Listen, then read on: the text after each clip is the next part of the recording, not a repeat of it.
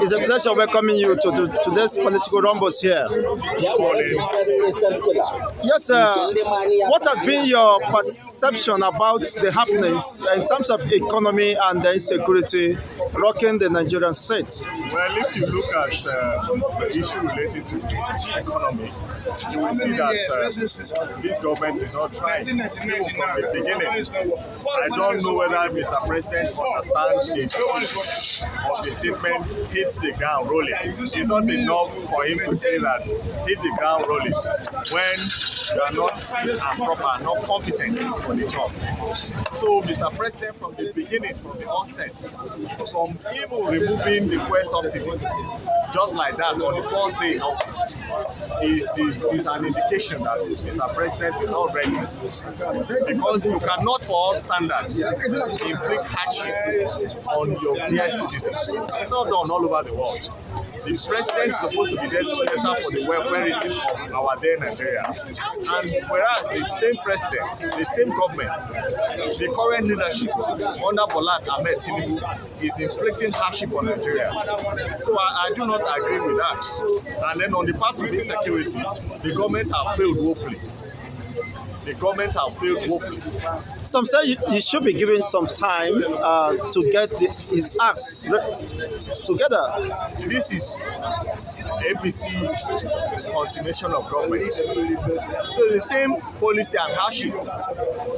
This is the same way we gave the immediate president 8 years, and he came out with nothing. If you ask me to rate him on security-wise, I will rate him 2/100. The immediate president. It's still the same line that this current president, Bola Ahmed Tinubu, is taking now. He's not taking issue of security on a serious note. And the security, the life, the welfareism, the economic of every nation is very, very important to the growth of that nation. You can see that foreign nations, they are living our dear country now. How will you describe that? Honestly, I went to buy certain drugs for my child. They told me that the producers of those drugs are GSK. They have left the shores of this country. Zynet, Amozin, Vitam.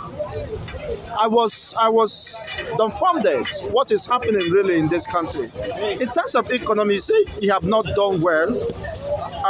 Could it be that he was overzealous and power drunk, without having, of course, the capacity to navigate, of course, the country on the path of economic progress? Yes, you have used the right word. Because from the beginning, Mr. President said part of his plan on earth is for him to become the president of Nigeria. So for that, by all indications, that have demonstrated that he's not concerned about competency. He's not concerned about the fact that we need an expert to oversee the situation reports economic-wise of our country. So by all standards, Mr. President is just there to fulfill his personal interest. It seems you are more passionate about the country, even as it stands now. You are using the word "dear country."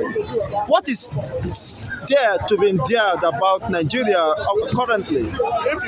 Children are being killed, hacked to death, and nobody seems to, of course, be saying anything. Well, I use the word our dear country because I'm concerned about this great nation because we have what it takes. It's our leaders that are killing us. A government that is born out of corruption, lack of respect for rule of law, lack of respect for constituted authority. Is that a government? But that does not mean that jettisoning the fact that we have good people who can come in and then handle our dear country. So I still have that trust. The labors of our dear heroes shall not be in vain. It's going to be positive one day. It may be when I take over or when you take over the mantle of leadership. But I'm very optimistic our dear country is going to be great one day. Of course, the president extended the hand of fellowship to the presidential candidates of Labour Party, P2B, and of course Atiku, for them to gather together and build a formidable economy. But they turned down such invitation that they can't work with a man like Tinubu. Is that spirit of patriotism in that? Well, you need to look at the foundation and what led to that. Because of the fact that these concerned people, they are agreed about the outcome of the recent election. And apart from that, they are also looking at the competency of Mr. President. An incompetent fellow cannot lead a competent fellow. It's not done all over the world. If you are incompetent, you are incompetent. It's not a hidden something. And the fact that the man is surrounded and shrouded with some element of let me put it this way, a dealings that is not worthy of reckoning with. Nobody align himself with somebody who is found of incompetency or otherwise. And that is why I agree with the Labour Party candidate and then the candidate of the PDP for not conceding. Because you bring your own experience, an incompetent fellow will turn it down. Is that what you say, a good hand of fellowship? It's not done all over the world. Wow, that is quite interesting. And finally, yes, the president admitted that Nigerians are passing through very difficult times, and he said that, of course, he understands Nigerians' frustration, that it was a deliberate move by him, action, of course, for them to pay sacrifice and enjoy later. So what kind of sacrifice can we continue to pay while people are dying of hunger? People are losing their jobs, their source of livelihood. Families are being shattered. There are no hospitals. There are no facilities, basic facilities made available. Why the same government, presidency, and the hallowed chambers, as they used to say, are ripping off the entire Nigerian state? What sacrifice are they making? Well, if you are talking about sacrifice, the sacrifice will start from the leadership.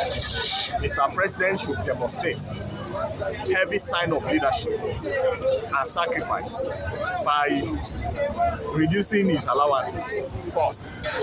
You have to reduce your allowance. What sacrifice are you talking about when somebody is earning 30,000, 35,000? Can he cater for his day-to-day activities monthly?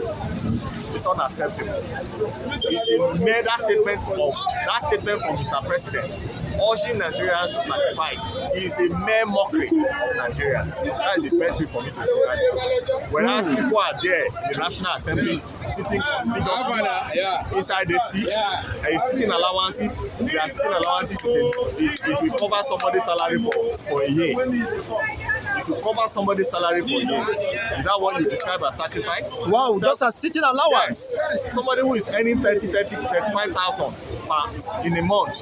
How much is his salary in a year? And then a sitting allowance of a sitting member of the National Assembly per annum at a sitting with cover, with cater. Can't go for that. That is even, we are not even talking about the issue that relates to, what is it called? Their constituency allowances. All those exactly. They are running in several hundreds of millions. They are consuming it to their personal advantages. How will you describe that? So that is it. That is it.